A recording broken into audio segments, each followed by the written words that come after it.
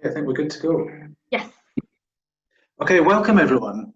Hello, I'm sorry for the slight delay in letting everyone in. Unbelievably, my router just went down literally as I was about to let everyone in. So thank you for your patience.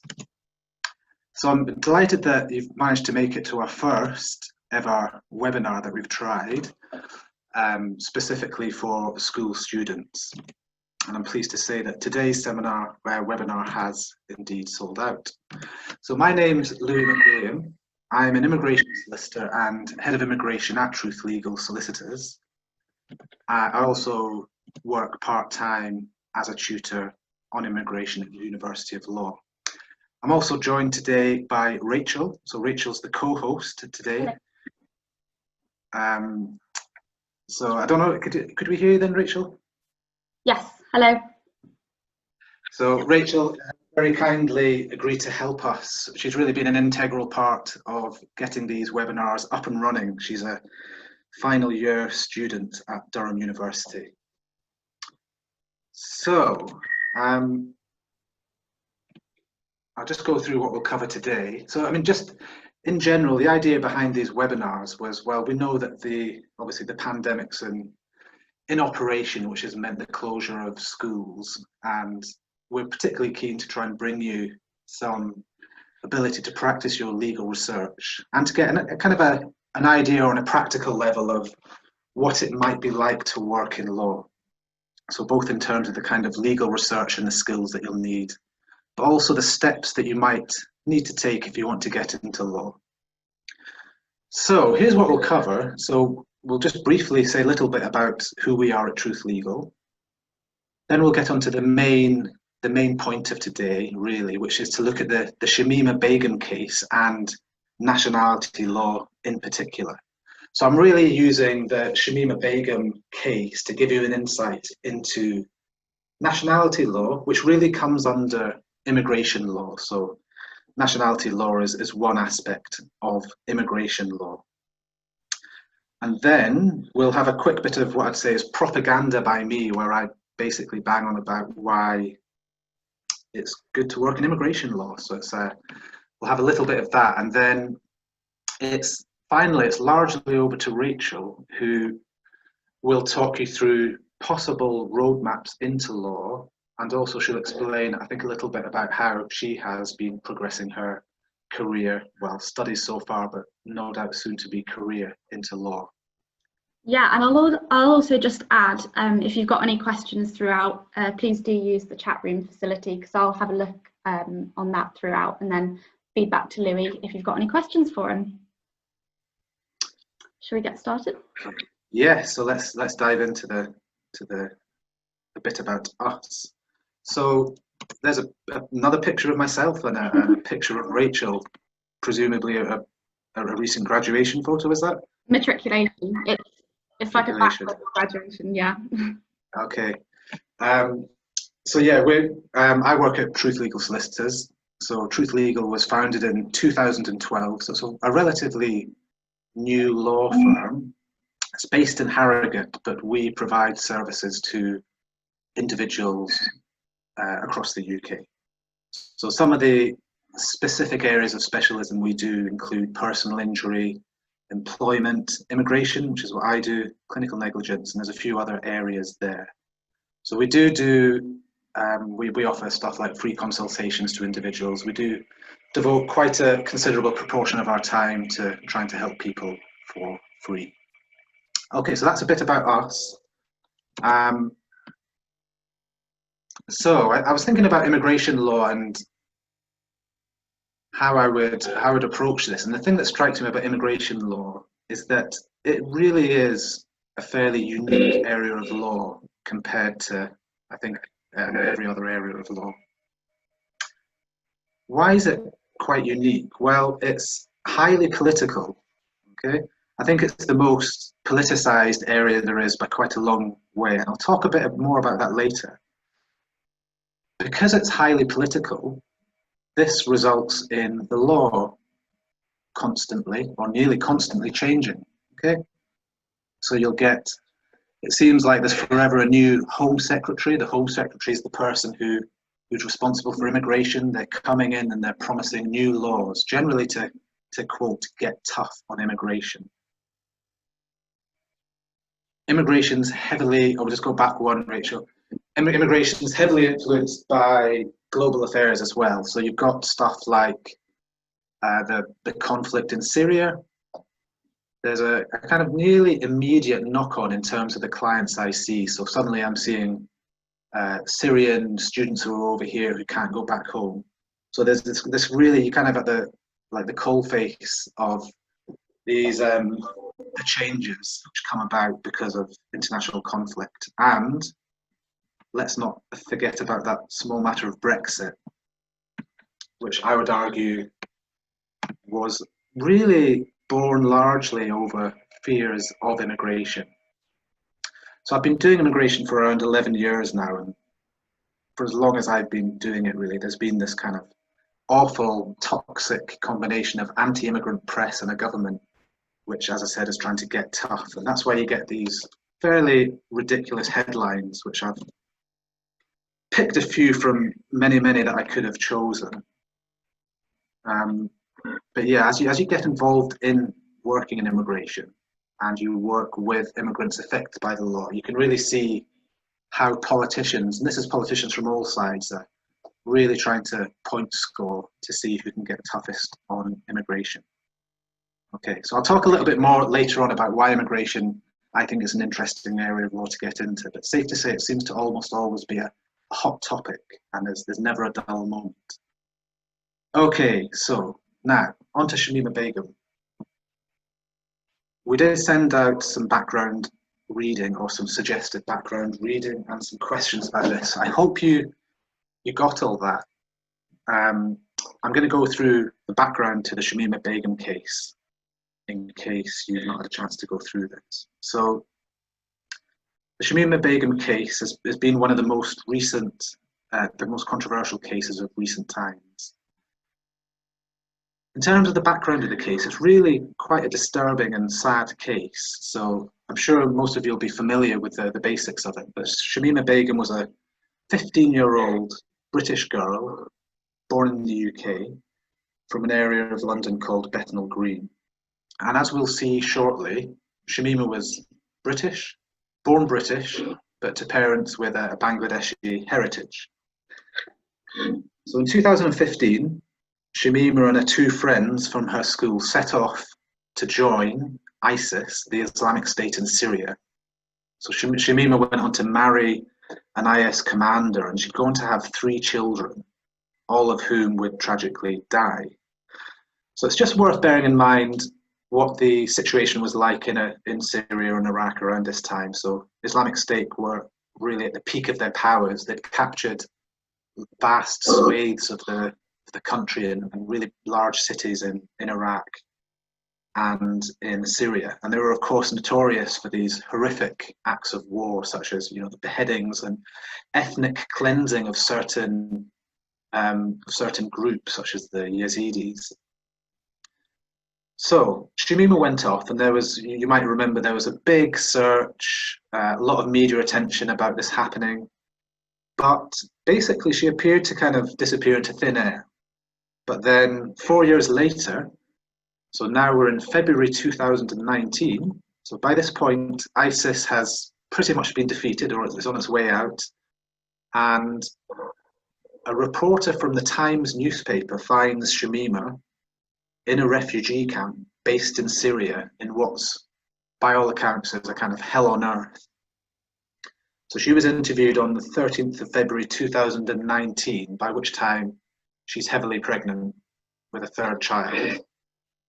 A few days after the Times reporter interview, she did an interview with the BBC, and it's fair to say she wasn't totally repentant about the whole kind of IS ideology, and she said she didn't regret going to Syria. And it's fair to say this was something of a car crash interview, straight out of the kind of Prince Andrew playbook of how not to do an interview. Because 2 days after this interview, we had the Home Secretary, Sajid Javid, at that time, made an order to strip her to take away her British citizenship. Not long after that, I think it was, if not days, it was just a week or two, tragically, her newborn child died. Okay. Now, incidentally, well, it's not really incidental, but I'll just mention this in passing, that under the British Nationality Act 1981, that third child, as with the other two children, was born British. Okay, so I'll just leave you with that thought for a second. Okay, so I sent some preparatory questions that you were to look into. So if we just have the next slide, please, Rachel. So the idea about, just generally, the idea behind these questions was to kind of put yourself in the shoes of being Shamima Begum's solicitor, okay? So these are the kind of questions that I've been asking you to look at are very much the kinds of questions which I have to do on a sort of daily basis, the kind of questions I have to consider, okay? So it's really, you know, it's not just a theoretical, well, it is a theoretical exercise, but it's based on the sort of approach that you would have if you were an immigration solicitor, if that makes sense.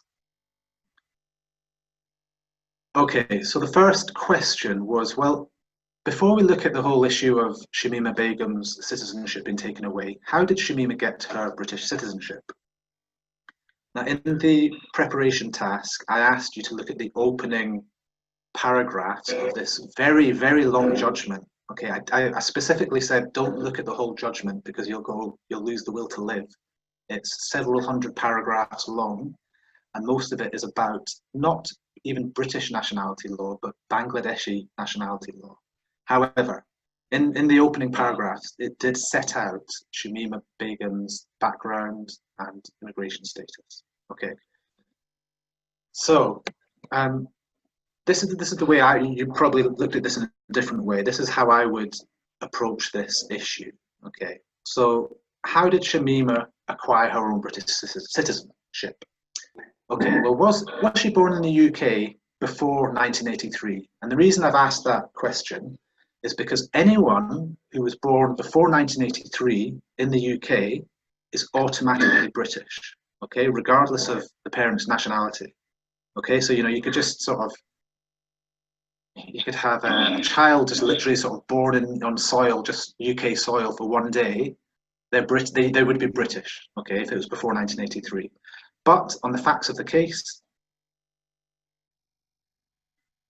no. Well, this clearly doesn't apply because Shamima was born in 1999. We're told that she's born in 1999, so it's not that straightforward. She doesn't benefit from automatically being British purely by being born on British soil.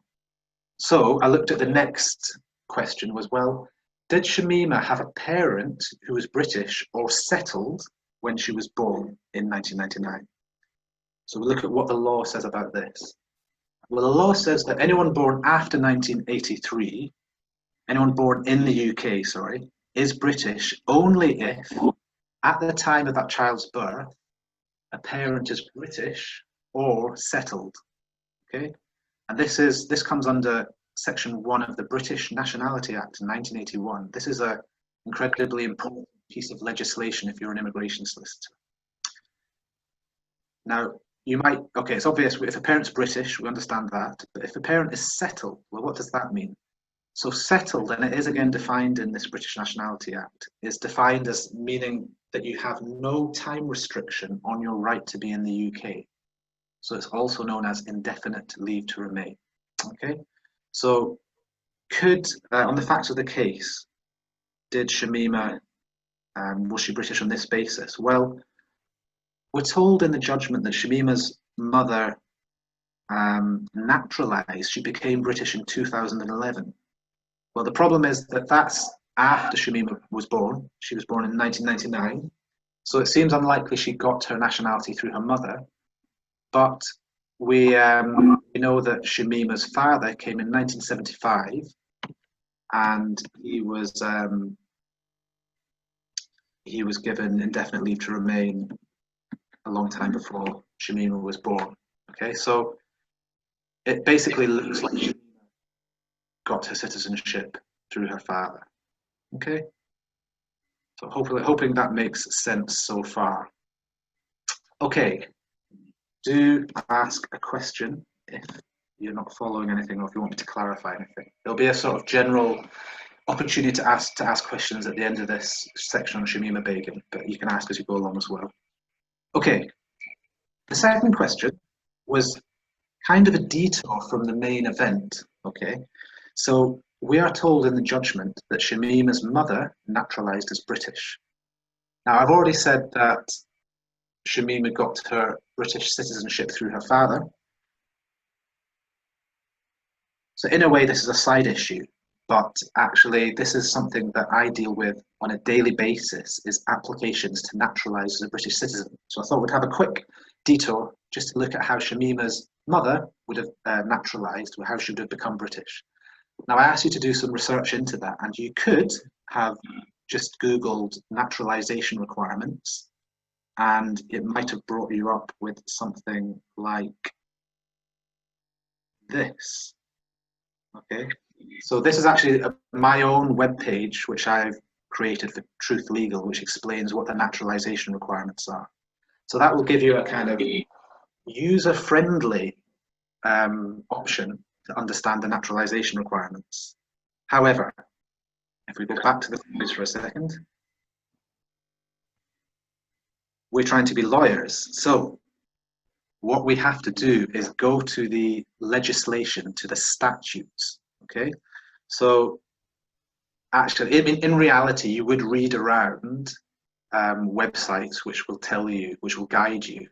But as a lawyer, you do need to be looking at the statutes, because if you advise someone based on a website which someone like me has written and I've gotten it wrong, you can't turn around and say, oh, well, Louis' website told me that, you just have to live here for 2 days.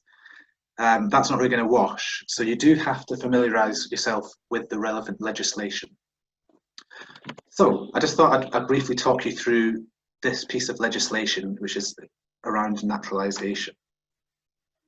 So naturalisation is just a background, is the way that most people become British who don't have a British parent, okay, who aren't doing it through their kind of ancestry. So this is for people who just come to the UK, maybe take employment, spend a certain amount of time here and want to become British, or someone who's joining a family member who's already British. So just the main requirements for naturalisation are set out at Section 6 of the British Nationality Act 1981. I'll just quickly go through these. So this says, if on an application for naturalisation as a British citizen made by a person of full age, so that's actually, full age means if you're over 18, if the person has capacity, which here means mental capacity, that the Secretary of State also needs to be satisfied that the person fulfills the requirements of Schedule 1. Okay, now here we have this kind of classic cross-referencing which goes on in the law, unfortunately. So it kind of looks like a fairly lacking in hard edges bit of law. Like, well, what are they getting at? You have to be over 18, all right, you have to have mental capacity. Ah, okay, so actually it's Schedule 1 which has all the big requirements. So it's stuff like, I've not got Schedule 1 because it would be a bit tedious, but Schedule 1 does have stuff like you have to have a certain level of English, so you might have to pass the English language test. You have to pass something called a Life in the UK test. Now I wonder, apparently one of the questions in the Life in the UK test is, how many members are there in the Northern Ireland Assembly? Okay, I wonder how many of you know the answer to that. And so you have to go and sit this test under kind of very strict conditions. So if you don't know the answer, you're not going to become British. And then there are rules around how much time you have to spend in the UK, and you must be of, quote, good character. Okay, so that's a kind of overview of the legal requirements to naturalise. Now, Section 2 of this provision says that basically says there are slightly different rules if you're married to a British citizen. But actually, if we're going back to Shamima's mother, well, she was presumably married to Shamima's father, but Shamima's father was not a British citizen, so she wouldn't actually fall under that second provision. So that's a bit of a red herring. Okay, so that's the sort of nitty-gritty law, which is not always the most exciting, but it is part of our job as being a lawyer. So I think now, Rachel, if we could go to the next slide. So this was leading into the third question. So many of you might think, well, you're British, and maybe not everyone on this webinar is British. I imagine many are. And so if you're British, you think, well, you're British for life, right? That's how it works. Well, as Shamima Begum's case tells us, clearly that's not the case. You might also think that if someone commits some terrible act, some terrible crime, that there's a criminal justice system which will punish them. But again, that's all thrown into question by Shamima Begum's case. Because on 19th February 2019, Home Secretary made this order to strip her of her citizenship. Okay, so next slide. This is really getting to the heart of the whole legal research. So how did Sajid Javid, the Home Secretary, deprive Shamima of her citizenship?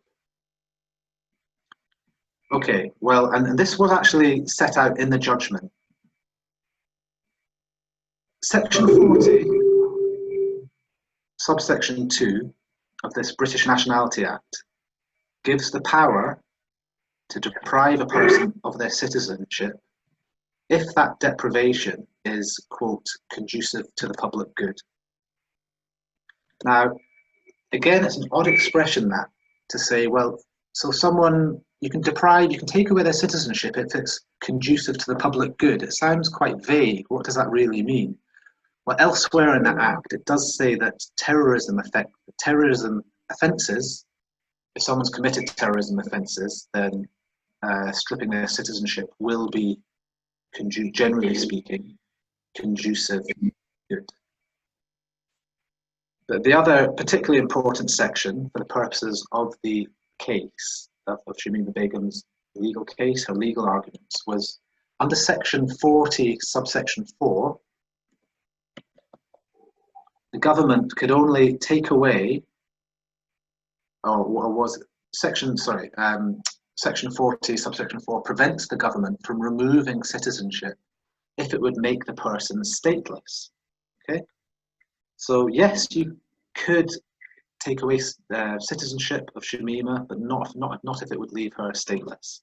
So that was the big issue in the case was, well, would the effect of stripping her of her citizenship leave her stateless?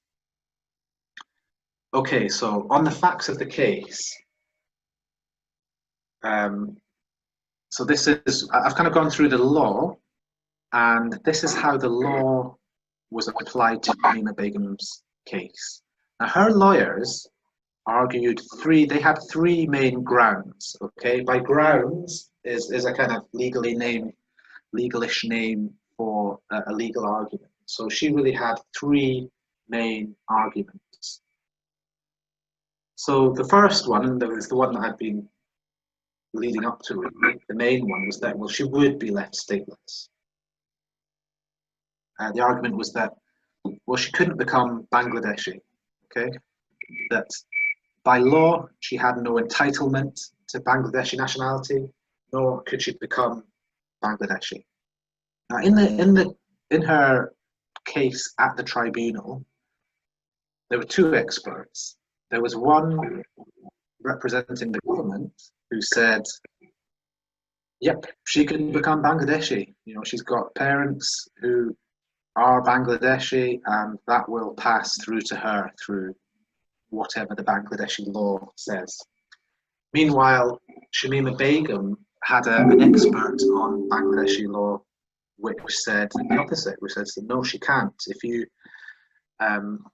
take away her British citizenship, then she can't become Bangladeshi. It'll leave her stateless. Now, perhaps unsurprisingly, the judges went with the expert for the government and took the view that Shamima could become Bangladeshi. So they went with the government's expert. So this meant that Shamima could be stripped of her citizenship. But there were two other arguments which the lawyers had, which I think are interesting, if not somewhat quite depressing. So the other argument was that the conditions in the refugee camp, which Shamima Begum was still living in, were so appalling that they breached Article 3 of the European Convention for Human Rights. Now, I'll just explain. I mean, you might be familiar, but you might not be familiar with the Human Rights Convention. So it's a very important set of laws which underline an individual's human rights in its European countries, including the UK, that have signed up to this. There are different articles, different numbers. So, for example, I'm probably going to get some of these wrong, but I think Article 10 is the right to freedom of speech. Article 2 is the right to life. And Article 8 is the right to maintain a private life and a family life. So lots of different articles. The relevant one here is Article 3, which is the right to be free from torture and inhumane and degrading treatment. Okay.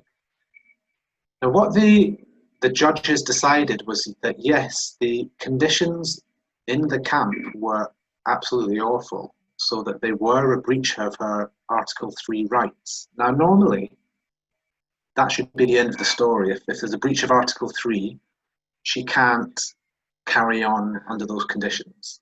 Okay. But what the judges said was that although there were conditions which were a breach of Article 3, it wasn't the government's decision, so the decision to strip her of her citizenship, which caused that. Okay, so their argument was, well, she was in these appalling conditions, we stripped her of her citizenship. The fact that she's lost her citizenship hasn't made the conditions worse. They've just maintained, nothing's changed, basically. Okay, I'll come on to criticisms about that approach, but that was what the judges said. And then their last argument was that she couldn't have a fair and effective trial at a trial. Okay, so she's in this refugee camp in the middle of nowhere in Syria, and clearly unable to prepare her case. She can't appear in her case even by video. Presumably, she couldn't tell her lawyers easily, what she wanted. And as I believe that the lawyers that were representing her firmly believed that if all else failed, this argument had to succeed. Okay, so they thought they had a banker on this one. But no, the judges again. So sorry, the argument was that if she can't have a fair appeal, a fair hearing, she has to automatically win her case because natural justice, it'd be so unfair that they can't go ahead with depriving citizenship. Now, again, that failed. The judges said, yeah, well, you're meant to, generally speaking, be able to have a fair and effective hearing or appeal.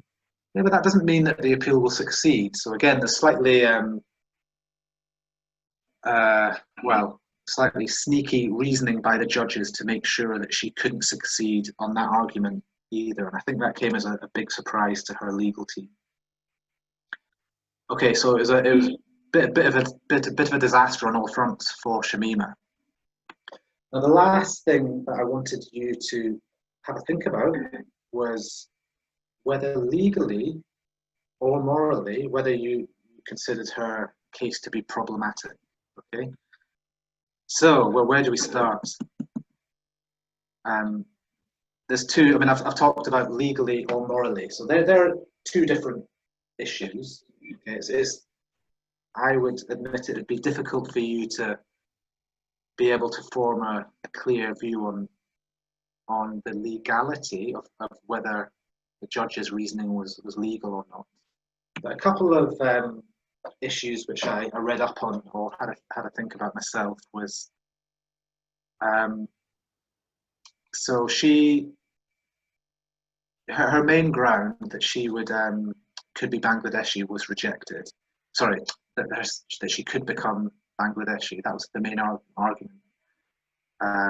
Which she, sorry, let me start again. Her main argument was that she could not become Bangladeshi, but the judges rejected that. Now, around about the time of that hearing, this Bangladeshi foreign minister says,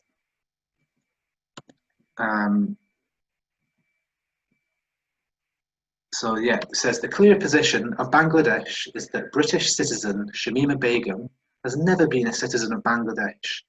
She has no rights in this regard. There is no scope to permit her any entry to Bangladesh. Okay, and this isn't some kind of academic expert who is giving his opinion. This is the government saying that. So it seems at least now that the position of the judges seems unsustainable. You know, they can't seriously argue that she can get Bangladeshi citizenship when the government is saying that it's completely impossible. The only thing there is I think this statement came out slightly after the judgment, so maybe the judges didn't have the benefit of this. I think I mentioned in the preparation note that the judgment that we're looking at is actually currently being appealed in the Court of Appeal. So it'll be interesting to see whether this statement from the Bangladeshi foreign minister is used by Shamima Begum's legal team. I should think it will be. Another legal criticism, and certainly a kind of moral criticism, is that, okay, I mean, whatever we think of Shamima, and we think that she should be caught out by this Section 40, well, she was kind of almost literally about to give birth to a British son. Okay, so even if the judges said, well, depriving her of a citizenship didn't make her in a worse position, she was already in the refugee camp, well, it certainly made the unborn child in a worse position. And tragically, this unborn child went on to die. Okay, so that was clearly foreseeable. If a child's born into these horrific camp conditions, then there must surely have been that was foreseeable and should have been factored into the judgment. Some of the other arguments I've got here are really moral ones. So, I mean, obviously Shamima Begum was only 15 when she left the UK, so she was very much a child, and she was arguably groomed by, I understand that there was another woman who had kind of joined ISIS and had been encouraging her and the two friends to go off and go to Syria. You know, that looks like grooming to me, and there was clear issues about, you know, what's happening with vulnerable girls who are being persuaded to go out there. A kind of broader argument was, well, and I've already mentioned this, was why is the government using the citizenship laws, not the criminal justice system? Okay, so, you know, if I go and burgle my next door neighbour's house, I will, you know, face sanction from the police or from a judge. You know, I'm not going to have my citizenship stripped from me. That's what the criminal justice system's for. This tactic of taking away people's citizenship is increasingly being used, and I can't remember the exact numbers, but it's happening in the hundreds now. So it's a more and more prevalent tactic used by the government. The other point is, well, Shamima Begum, for all her faults, is very much born and bred in the UK. Okay, so we know that she's British, she's born in the UK, she went to school in the UK, she's never been to Bangladesh, she doesn't speak Bengali. Insofar as she's a problem, she's Britain's problem. So what right do we have to sort of go to Bangladesh? Right, over to you, she's your problem now. And the last point is a kind of, it's a complicated one, but it's kind of arguable that it at least can leave the government open to charges of racism. Okay, so the reason why it could appear to be racist, or maybe is racist, is that historically the overwhelming majority of people who have another nationality or who could get another nationality are people of colour, people who have come from places like Southeast Asia, Caribbean, Asian people. And so in practice, so if we're saying that one of the requirements is that you can't use this power unless it would leave you stateless. Well, so someone like myself, it couldn't be used against me because I can't get another nationality. But a lot of people of colour are, due to their the history of when either they or their parents came to the UK, first, second, third generation, they might have an eligibility for another citizenship, okay, which would leave them open to this kind of treatment. I would slightly qualify this by saying that actually in recent times, there have been huge numbers of people naturalising as British who are from the EU, okay? But, you know, I think at the very least it creates a kind of an idea that there's two forms of Britishness. There's like the strong one, which is generally for people who are white, and there's this other more vulnerable kind of citizenship which could be taken away. Okay, I hope everyone's following me. I've been talking for quite a long time.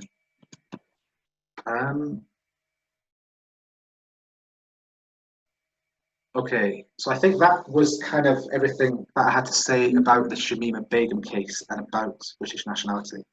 So before I move on, has anyone got any questions about the case, about immigration, about nationality laws? Is anyone following what I'm saying?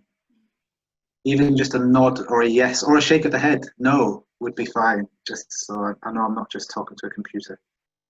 Or feel free to put any questions onto the chat and we can answer them at the end if you can leave them kind of brewing in your head. Okay, so should we go on to, oh yes, okay, right. So the next section was really me banging on about immigration, where it's a good area to get into. But I thought before I do that, I should try and have some vague degree of balance and say why you shouldn't get into immigration law before I say why you might want to get into it. So it's not big money. Okay? If people have different reasons for wanting to get into law. If you really want the big bucks, this is probably not the area for you. Okay. It's, as I said, it's constantly changing area of law. So if you want a nice kind of quiet life, again, probably not for you. If you want to work for a huge law firm, or one of these kind of so-called prestigious magic circle firms, I think they're called like Linklaters and I can't remember the names, but these kind of mega firms, at best they'll have a tiny immigration department, okay? And the last thing I thought of, well, it's quite high stakes because you're dealing with, so I've previously had 80 or 90 cases on at one go. So if you imagine 80 to 90 Shamima Begums, that could get a bit stressful. I have had colleagues who have just had to pack it in because that kind of sense that someone's life is kind of in your hands can get a bit too much. So there's some of the reasons why you might not want to get into immigration law. So why might you want to get into immigration? Okay, so right now, immigrants are good, okay? Because they are pretty much the last line of defense between you or me getting the coronavirus, okay? Because immigrants and also kind of second, third generation people from second or third generation immigrants are largely manning the NHS. So they are our doctors, nurses, and care workers. So right now, the government has kind of reined in the standard rhetoric of bashing immigrants. But you can be sure that this is a kind of temporary ceasefire, okay? and then it won't be long before the harsh policies start up again, and the kind of rhetoric, the tough on immigration rhetoric starts again. So, like I said, I've been doing immigration since 2008, and there's been some fairly horrific things happen, such as you might or might not be familiar with the Windrush scandal. I'll talk about that a bit more in a second. There's the hostile environment, which is related to that. So making life really not livable for people who are thought to be illegal immigrants. Immigrants coming here will normally have a condition saying that they have no recourse to public funds, which is particularly harsh in the current climate, given that a lot of people are being laid off from work. So the effect is that immigrants just have no safety net whatsoever. Another fairly harsh law is that if you as a British person or as a settled person, if you fall in love with someone who's not from the UK and from outside the EU, then you have to show that you have that you're earning 18,600 per year, or that you have £62,500 in savings. So there are these really kind of harsh, draconian laws going on, and people need a good solicitor to try and defend their rights as best they can against these harsh policies. Now, probably the cruelest Home Secretary that I've ever experienced in my 11, 12 years was Theresa May. So she introduced these extremely tough laws, part of this hostile environment, which made life unlivable for many immigrants. And she was directly responsible for the laws which led to the Windrush scandal. Okay, so she was meant to be targeting so-called illegal immigrants, but she ended up deporting lots of people who were British, okay, who had lived here for about 50 or 60 years. So I was thinking about the effect of Theresa May that she's had on immigration, and I was reminded of this infamous cat deportation tale. So I think I'll play this to you now. I hope it works on streaming. Let's see how this goes. Stories about the Human Rights Act. The violent drug dealer who cannot be sent home because his daughter, for whom he pays no maintenance, lives here. The robber who cannot be removed because he has a girlfriend. The illegal immigrant who cannot be deported because, and I am not making this up, because he had a pet cat. That is why I remain of the view.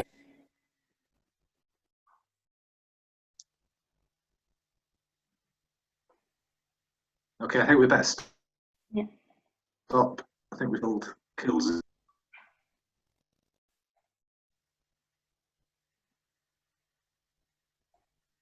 Rachel, are you able to? Okay. So, can people hear me okay? Yeah, that kind of didn't work. I was trying to show a video. It's a very notorious video of basically Theresa May saying she hated the Human Rights Act because it stopped her deporting whoever she wanted. And she came out with this line, which was that she said, "I kid you not, that people are being stopped from being deported because they have a cat." And she said something like, "I kid you not, I'm telling the truth." Anyway, this caused a massive uproar amongst immigration solicitors because it turned out to be a complete and utter lie. Okay, so there was a judgment where someone was trying to stop being deported. They had a spouse in the UK, and there was just mention, so there's kind of incidental mention that they had a cat. Okay, but Theresa May has said that this person couldn't be deported because they had a cat. So it's a completely ridiculous thing to come out with. So why am I saying this?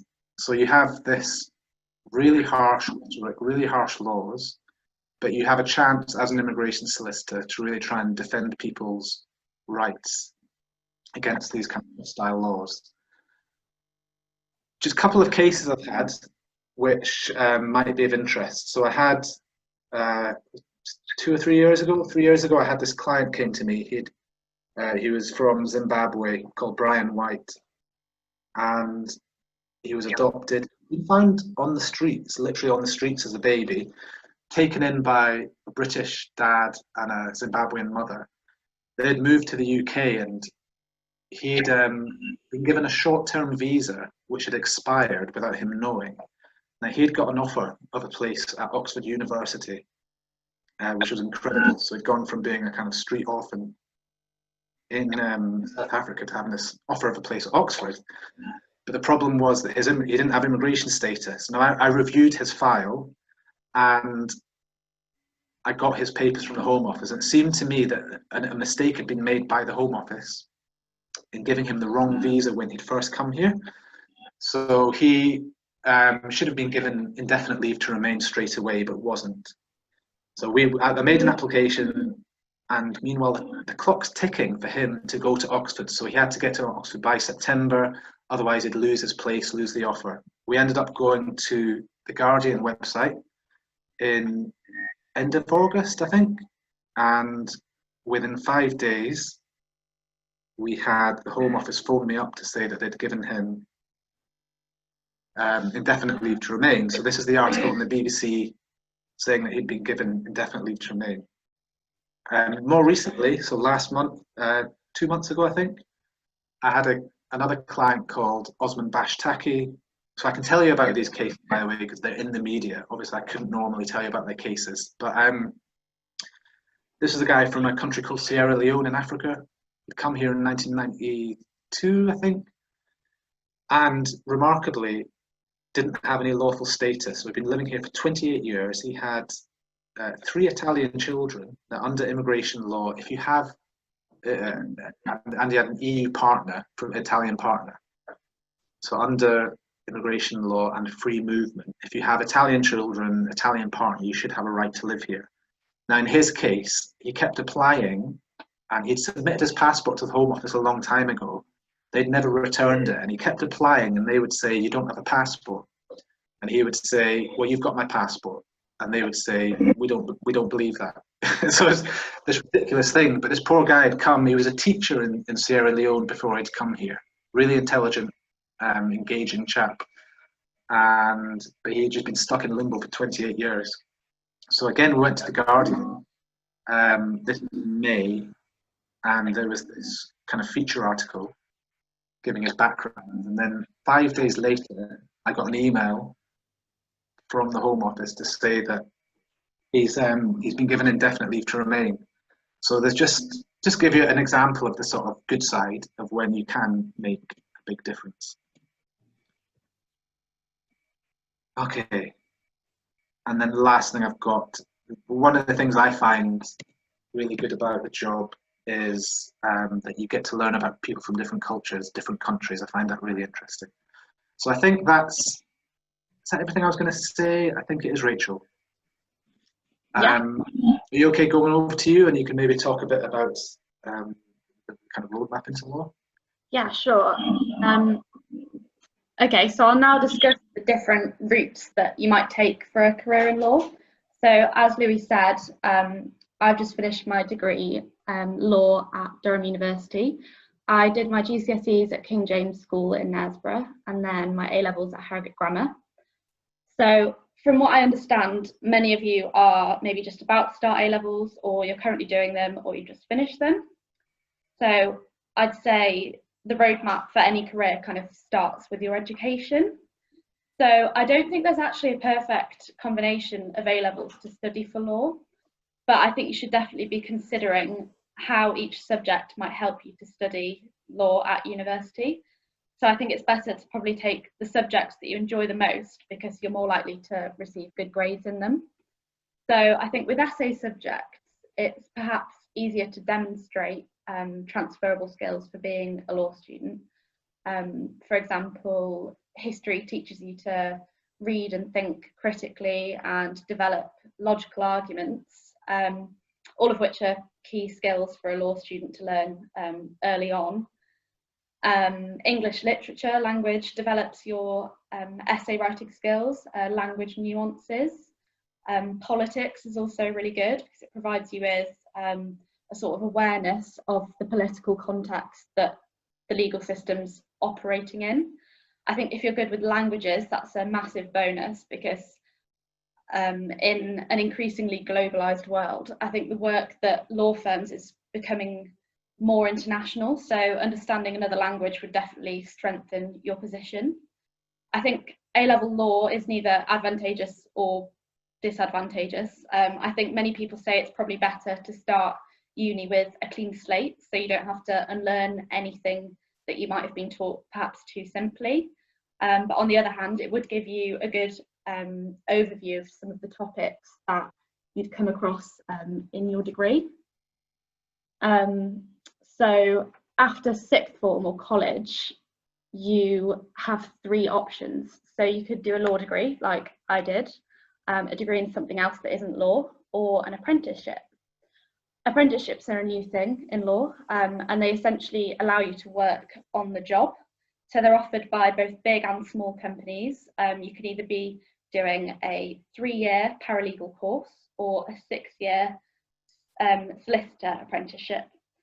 So within a law firm, I think apprentices work on developing their skills, their commercial awareness and legal knowledge in a variety of different areas of law. I think this work-based learning is kind of blended with part-time legal study in a local college, I think. So I think this is a great way to avoid the costs of going to uni and gaining contacts early on in your career. But I think there is a risk of narrowing down options by specialising into a specific practice area early on. So that's apprenticeships. I think the most popular option is a degree. I think a law degree, speaking from experience, allows you to learn in depth about loads of different areas of the law, and you get a great flexibility in deciding which modules to study. So my first year I had 6 compulsory options, and then the rest of my 12 options for the rest of my degree were whatever I wanted them to be, including from other degree disciplines.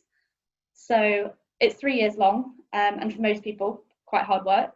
The contact time isn't usually that intense, I don't think. So for example, I had 11 hours per week in first year, which went down to 8 in second year, and then only 6 in third year.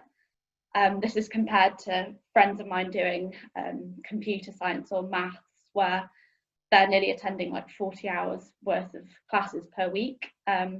I think the difference is that law students are expected to complete a lot of work on their own accord, which is heavily based around reading articles, textbooks, case judgments as well. So if you're stimulated by having loads of freedom around the way that you learn things and cope well without constant supervision from a tutor or mentor, then I think you'd probably thrive in a law degree.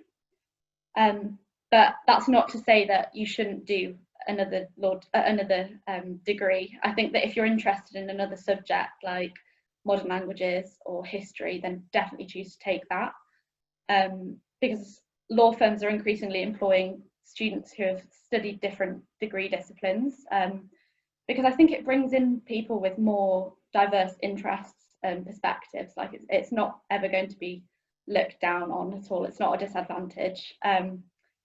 But you'd have to do the law conversion course, which is a year long after your degree, that your non-law degree. So essentially that's a skeleton of a law degree squeezed into 1 year. So you won't be able to visit every topic in the same amount of depth. Having said this, I think I did a vacation scheme last summer at a commercial law firm in London, and there was, I think, an equal split between law and non-law degrees. So you definitely don't have to feel tied down by law at your degree. So after you finish your degree, which is where I'm at right now, there's loads of different options. So I think the main 2 that law students tend to take are into barrister and solicitor routes. but many choose an entirely different career path outside of the law. So I think the law degree puts you in great stead for any sort of career, such as finance, advisory roles, business management, or even wanting to go back into academia. So although you need a law degree or a conversion course equivalent to do most jobs in law, it's by no means closing you off to other jobs. And Louis will talk about this in a bit because he chose to do something else before he came back into the law. So aside from barristers and solicitors, I think if you want a taster of different tasks that go on inside a law firm, paralegal and legal secretary roles are a great place to start, I would say. So paralegals assist in law firms and carry out legal tasks, so from admin work, drafting legal documents, and generally helping out fee earning staff within a law firm, and also doing a lot of research, I understand. They're not able to give legal advice, but obviously have some interaction with clients. I think that law firms often take on teams of paralegals to support their solicitors on big cases and deals, so you get a good exposure to big business cases. So if you did want to go into barrister or solicitor route, there is an obvious split. So barristers are consulted by solicitors when specialist advice or representation in court is needed. So these are the people that you see in the white curly wigs appearing in courtrooms. They need to be good at thinking on their feet and persuading a judge in court why they should decide in favour of their client. So the barrister's profession is much smaller than and more competitive, obviously, than solicitor's profession. And instead of training with a specific law firm, you take the bar course aptitude test. So that's your first step, and if you're successful with that, I think that's a year, you would join an Inn of Court. So there's 4 Inns of Court, Middle Temple, Inner Temple, Grays and Lincoln. So you join one of them after the test, and then you take the bar professional training course, which is over 1 or 2 years. Once you've successfully completed this and any extra training is undertaken, the Inn calls you to the bar, so you then become an unregistered barrister. So the last stage is the pupillage, which lasts a year. So this is like practical work experience, like on-the-job learning under an experienced barrister, and it's very competitive to get a place on. And once you've completed that, you're then a qualified barrister. You then apply to different chambers, which are groups of lawyers that are essentially self-employed, but share the costs of the tenancy of the chambers, and also admin and support staff as well. So that's barristers. Solicitors, on the other hand, work within law firms. I think comparatively the route's pretty simple. So after your degree, you have to study the LPC, which is the legal practice course, for a year. That's offered all around the country, but a lot of people do go to London to do that if they're working for a London firm. This helps you with advocacy skills and the practical knowledge of how advice is given by solicitors to their clients. So you do the LPC, and then following this, you'd join a law firm for 2 years for your training contract, which is what I'm currently trying to gain. Within this, you've got 4 seats, which are basically you rotating around 4 different practice areas, like employment, tax, immigration, pensions, or finance. And then at the end of this 2 years, you're a fully qualified solicitor. And you choose which of those seats to qualify into.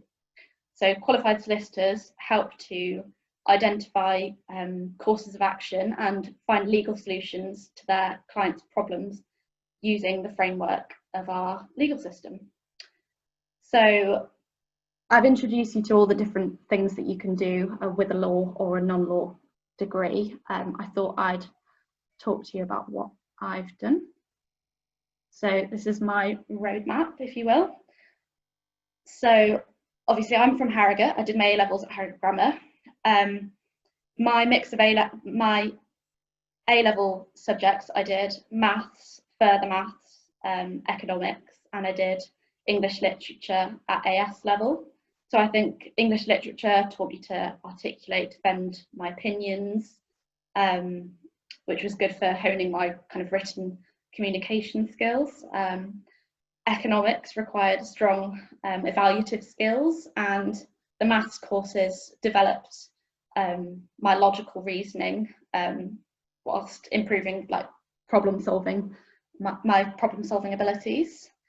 So I think alongside your A-levels, it is absolutely imperative that you do other things like sports, societies, part-time work, both for maintaining a good mental health while you're studying and also building up your application and showing that you're not a robot, really. So I think law firms and law schools look for individuals that are obviously intelligent, but I think you need an edge, something that makes you different to others and sets you aside from people.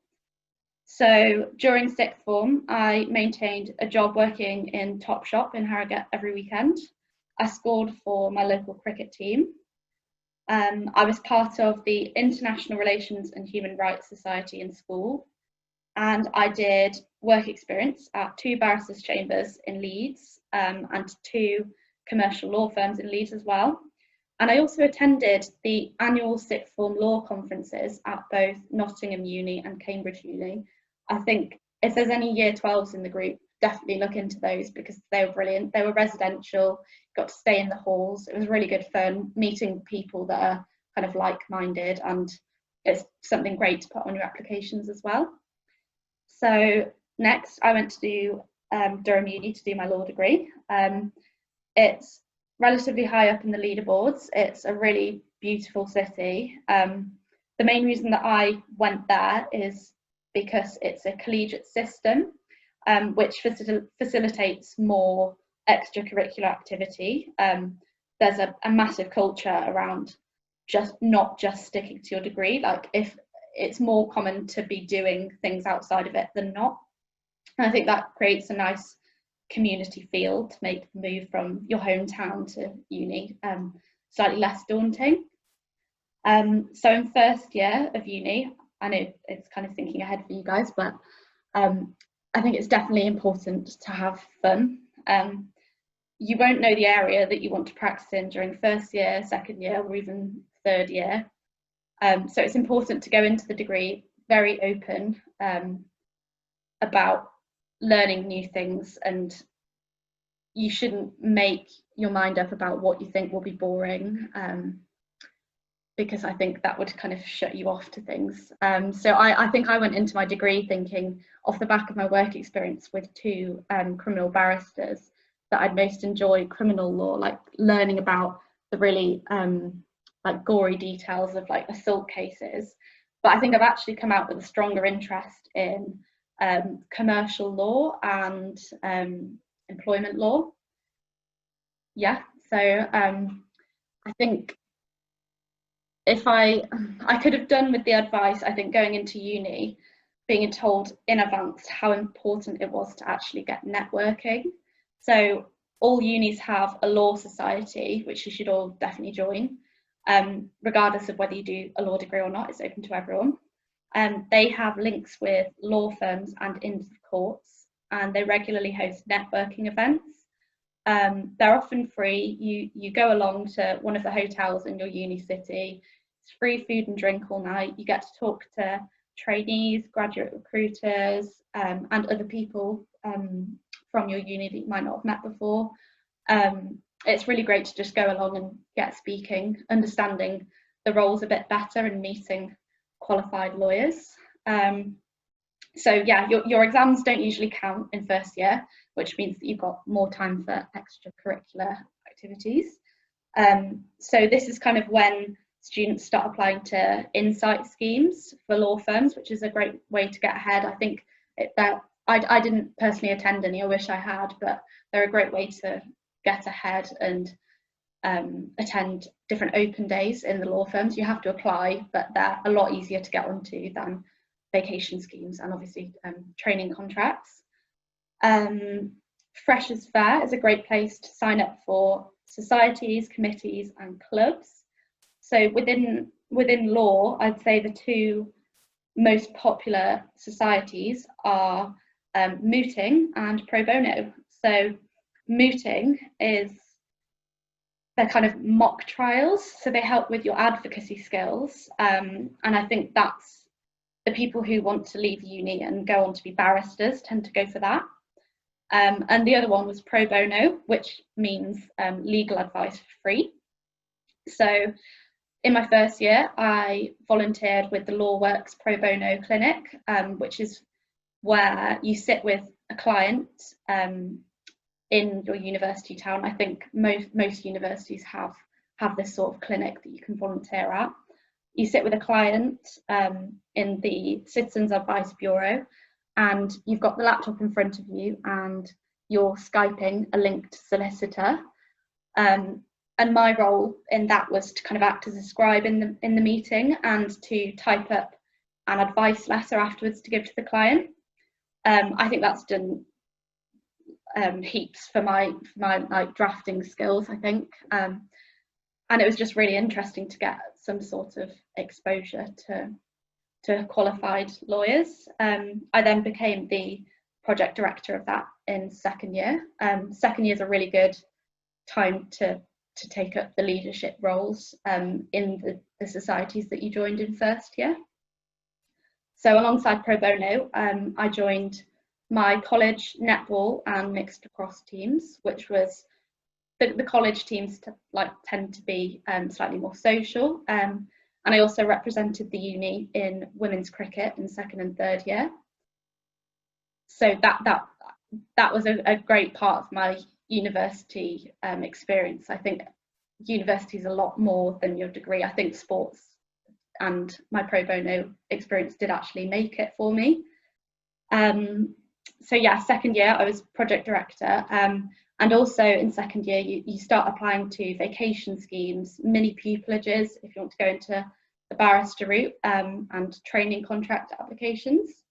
So a vacation scheme is a 2 or 3 week work experience placement, which most law firms, especially the larger ones, tend to run for second year onwards. So there was a massive variety in the people that were on mine in summer. So I was one of the only second years. There are a few third years, some people doing their LPC, and some people who are already in work looking to move into the legal sphere. So yeah, so off the back of a VAC scheme, you might be offered a training contract, or you can apply for one up front. They're obviously very competitive, so it's great to get a vacation scheme before you try applying to training contracts. So mine was with Travis Smith and it lasted 2 weeks, and I sat in the pension seat and corporate mergers and acquisitions. Yeah, so then I went into my third year, which is definitely the most intense work-wise. So you have your dissertation, and it's very heavily weighted. And I also became a mentor for first year students, which is a nice system that most universities have going on. They help you with kind of any sort of difficulties in the academics, but also with job applications and things like that. There's also obviously a careers service in many universities. So yeah, so I've finished my degree now. I'm working with Truth Legal with Louis and Andrew, who you'll meet on Friday if you signed up for the second webinar. I'm also learning German and applying for paralegal roles down in London, so I can get some sort of, some more experience and have a change of scenery. I'm also applying to training contracts so that I can start my LPC next year and then begin the training contract a year after that. So yeah, that's me. I'll pass over to Louis to talk about his different route into law. Cool. Oh, thank you, Rachel. That's really, really interesting. And it's great to hear from someone who's been through it so recently. I mean, I think is time's ticking on a bit. I won't say too much. I think if anyone signed up to the Friday webinar, we might talk a bit more about the sort of practicalities of getting a job in law. I will just say briefly that I came into law really late on, so it wasn't until I was 30 that I studied law at all.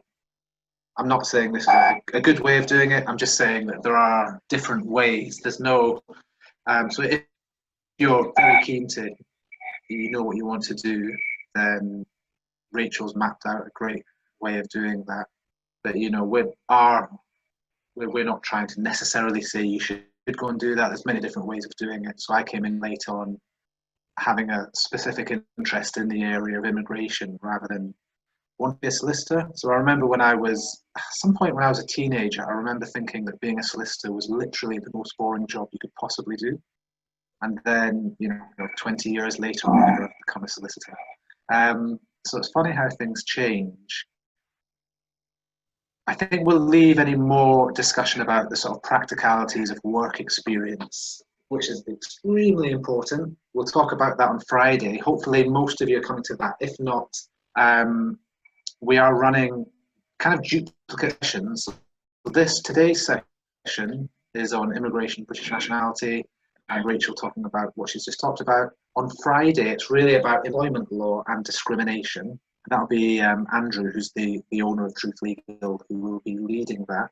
But if you've not signed up this Friday, there's another session